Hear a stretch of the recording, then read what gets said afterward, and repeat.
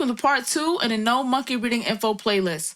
We're going to change the tone of this playlist starting right now because it's about to be a crazy ride and, it's going to be a lot to digest and I need to loosen up. Because it's a lot to take in, like I said, and some of these things that you're about to hear are really, really disturbing. So let's just chill out and I'm going to give you the information as it is. So in this video, we're going to explore who Safe for Human Medicine is. Let's first start with Charles River. They were founded in 1947. They provide preclinical and clinical laboratory services for pharmaceutical, medical device, and biotech industries. From what I've read, companies like Envigo and Safe Human Medicine are breeders who provide animals to laboratories for experimental testing. Since we're on this topic, I cannot move forward without telling you more about Envigo. Envigo started in 2015. They bred and provided live animals to these industries, but also schools and other life science organizations who experiment on live and deceased animals. In 2021, PETA discovered in an undercover video that Envigo was abusing the dogs they were breeding, and they were in terrible conditions, being put through horrible ordeals prior to the torture they were being bred for. There are hidden camera videos all over YouTube of this. U.S. authorities filed a lawsuit against Envigo in May 2022. Alleging that the company failed to provide humane treatment to thousands of beagles. According to the complaint, Envigo RMS failed to meet the Animal Welfare Act's minimum standards for handling, housing, feeding, watering, sanitation, and vet care. Starting on May 18, 2022, there was a midday criminal search warrant that was executed at the facility in Cumberland, Virginia. During this search, there was extensive evidence of violations to the Animal Welfare Act. And the Department of Agriculture also did inspections and found past violations. The Justice Department worked with the Humane Society to develop a plan to transfer 4,000 beagles from their dog breeding facility and prepare them to find homes. Some of these dogs, y'all, have never even been out of cages. Here's a video showing a dog that didn't even know how to confidently walk outside on the ground. But I found out later that it seems the company did not turn over all the dogs.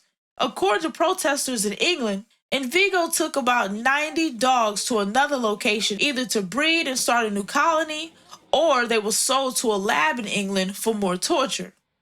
So close to freedom from bondage and abuse. But those dogs did not get out and see a better future. Reminds me of slave owners not telling people that it was over, and those people dying, never knowing how close they were to being saved and safe from harm.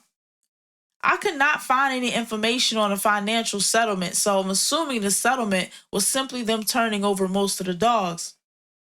At a meeting in Bainbridge, Jim Harkness said that he found homes for the dogs out of the goodness of his heart, rather than the truth of them being confiscated and rescued from him.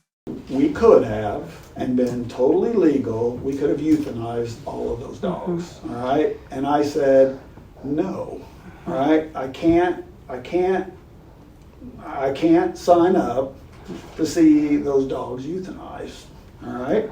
Let's find homes for these dogs, and we worked with a company called Homeward Trails, and we adopted out a lot of dogs. The senator that didn't support us, he actually, and you can go do the homework, I can send that to you. He actually stated in the article, I want to commend me for being open and working with them and trying to do the right thing for the dogs.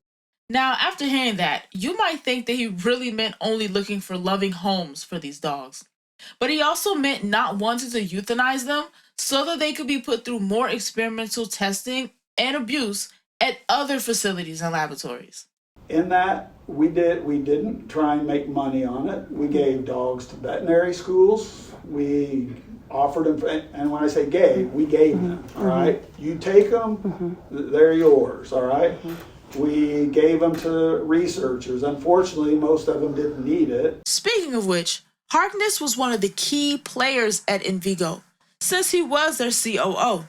Harkness is now the CEO of Safe for Human Medicine, a company he started in February 2023, along with David Jose, who was the lawyer for Charles River back in 2020, Kurt Derfler, the operations VP of Envigo and Charles River, and Jim Giovanoni, VP of Finance at Covance and Vanguard. All of these guys are from big pharmaceutical companies, and decided they wanted to make more money breeding animals to sell to the companies like those they used to work for. Case update. This year on Monday, June 3rd, 2024, Envigo executives finally pled guilty to violating the Animal Welfare Act and causing pollution. And they will now have to pay more than $35 million, which also happens to be a record-breaking fine for animal cruelty. You can see the press release of this matter right here on YouTube. They finally admitted to knowing what was going on in their facility in 2021. But this year, in January 2024, when they came to Bainbridge, they told us that the reason the dogs were neglected was because of COVID and they were understaffed. Probably one of the toughest situations. Okay.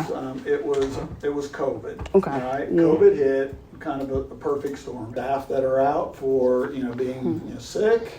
You've got people. It was hard to hire because people could make more money sitting at home than they could at work. This was with 4,000 dogs.